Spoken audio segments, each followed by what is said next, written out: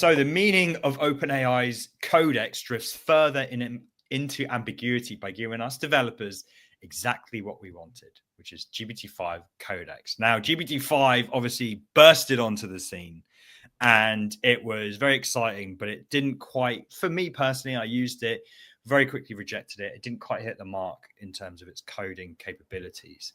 But now they've released faster, more reliable, better at real-time collaboration, basically a GPT-5 that's specifically tuned for writing code.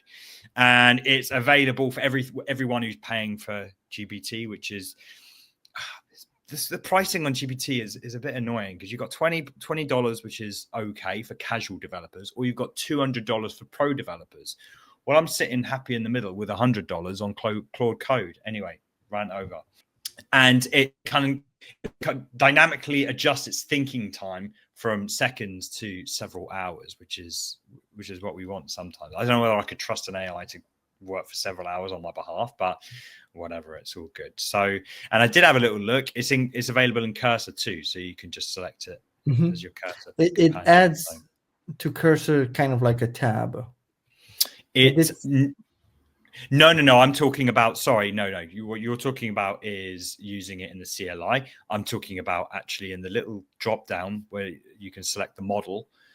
It's available as a model. I see. In the chat window. So that's what I mean. I wanted to cancel my Claude Code thing this last month and just trial Codex for a month and see how it's going, because I do like to keep on my toes about what's going on. I don't like to just stick with one tool, as you probably know. That's kind of what I've made a name for myself with.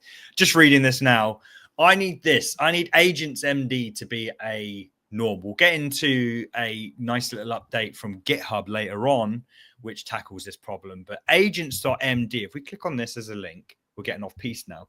This is actually just like a format, a convention, let's call it, that I think all of these bloody tools should use. I'm just, so there we go. There's Codex. I'm just looking for Claude Code, which it doesn't use. I'm looking for, Gemini does.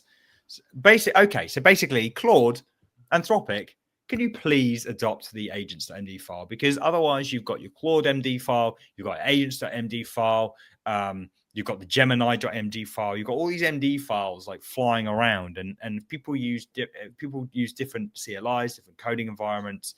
It's just been nice to just use the one file. I want to try and combat this by, in my Claude MD file, saying, look in the agents.md file, and just having that as the only thing in my Claude.md file.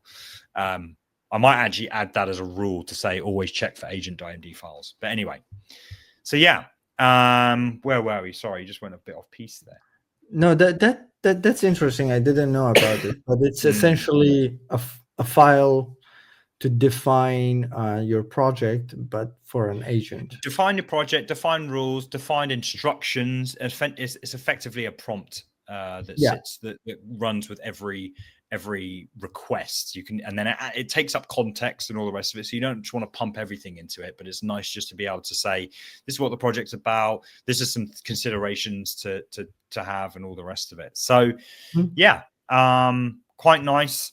I haven't used it extensively yet. I've just set it in Cursor as my model, so I'm going to use it through the API thing. But I would like to dig into Codex, because people were enjoying GPT-5. I personally didn't get along with it, and that just goes to show that people just get on differently with different AIs. The way you like to word things, the way you like to phrase things, just may or may not work with the model that you're trying out, So again, indeterministic. Yeah. This is part of a larger conversation on my show, Command AI, which we stream live every single week. We discuss the news and all things related to AI in the world of design and web. Catch us next week and join in the banter.